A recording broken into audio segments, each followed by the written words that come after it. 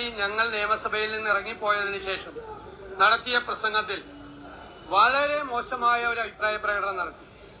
കണ്ണൂര് പറഞ്ഞു കേൾക്കുന്നത് പോലെ എട്ടുമുക്കാൽ അട്ടിവെച്ചതുപോലെ പൊക്കം കുറഞ്ഞ ഒരാളാണ് ഈ സമരത്തിൽ തള്ളിക്കേറിയത്.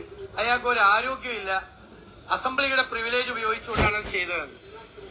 ഉയരം കുറഞ്ഞ ആളുകളെ കേരളത്തിലെ മുഖ്യമന്ത്രിക്ക് പുച്ഛമാണോ? ഉയരം കുറഞ്ഞ ആളുകളോട് അദ്ദേഹത്തിന് എന്താ ഇത്ര ഒരു ദേഷ്യവും ഒരു അവജ്ഞയും?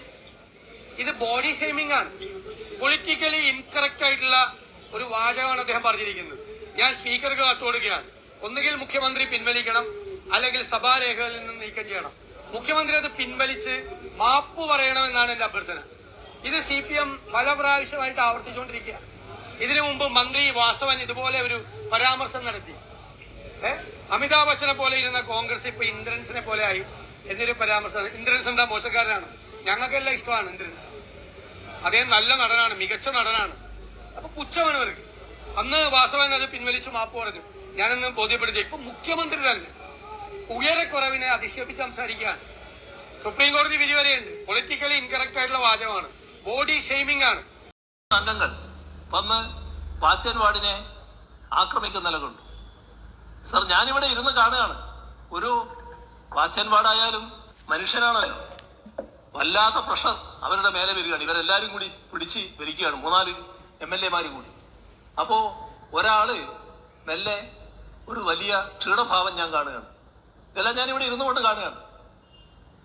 ഇത്തരത്തിലുള്ള സംഭവത്തിന് എന്തിനാണ് ഒരുപ്പെട്ടത്? എന്തിനാണ് നിശബ്ദ ജീവികളായ വാച്ചൻ വാർഡിനെ ആക്രമിക്കാൻ പുറപ്പെട്ടത്? എന്തിനാണ് അവരെ തള്ളിമാറ്റാൻ നോക്കിയത്?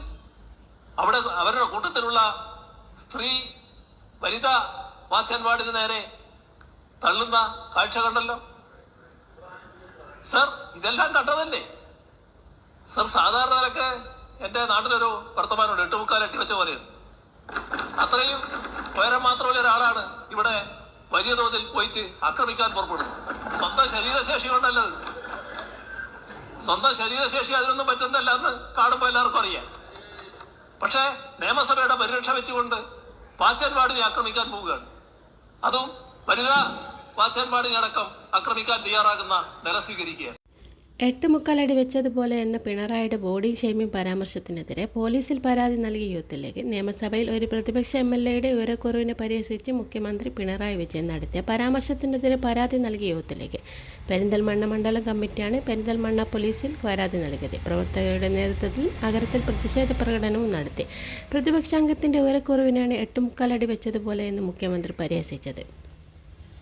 ഇത് സഭാരേഖകളിൽ നിന്ന് നീക്കണമെന്നാവശ്യപ്പെട്ട് പ്രതിപക്ഷം കത്ത് നൽകിയിരുന്നു. പ്രതിപക്ഷം നിയമസഭ ബഹിഷ്കരിച്ചതിന് പിന്നാലെയായിരുന്നു മുഖ്യമന്ത്രിയുടെ നിയമസഭയിലെ പ്രസംഗം. പ്രതിപക്ഷ പ്രതിഷേധത്തെ കുറ്റപ്പെടുത്തിയ മുഖ്യമന്ത്രി വനിതാ വാച്ചൻ വാർഡിനെ വരെ പ്രതിപക്ഷം ആക്രമിക്കാൻ ശ്രമിച്ചുവെന്ന് ആരോപിച്ചു. ഇതിനിടയിലാണ് എൻ്റെ നാട്ടിലൊരു വർത്തമാനമുണ്ട് എന്ന് പറഞ്ഞുള്ള മുഖ്യമന്ത്രിയുടെ 8 അടി വെച്ചതുപോലെ എന്ന പ്രയോഗം.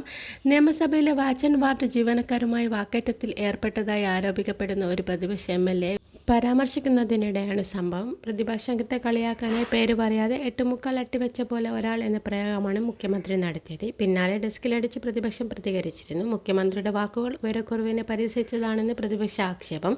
അതിനാൽ പ്രയോഗം നീക്കണമെന്നാവശ്യപ്പെട്ട് VD സതീശൻ സ്പീക്കർക്ക് കത്ത് നൽകി. അതേസമയം പ്രതിപക്ഷാംഗത്തിൻ്റെ ഉയരം സംബന്ധിച്ച് മുഖ്യമന്ത്രി നടത്തിയ ബോഡി ഷെയ്മിംഗ് ആണെന്നും പരാമർശം പിൻവലിച്ച് മാപ്പ് പറയണമെന്നും VD സതീശൻ ആവശ്യപ്പെട്ടു.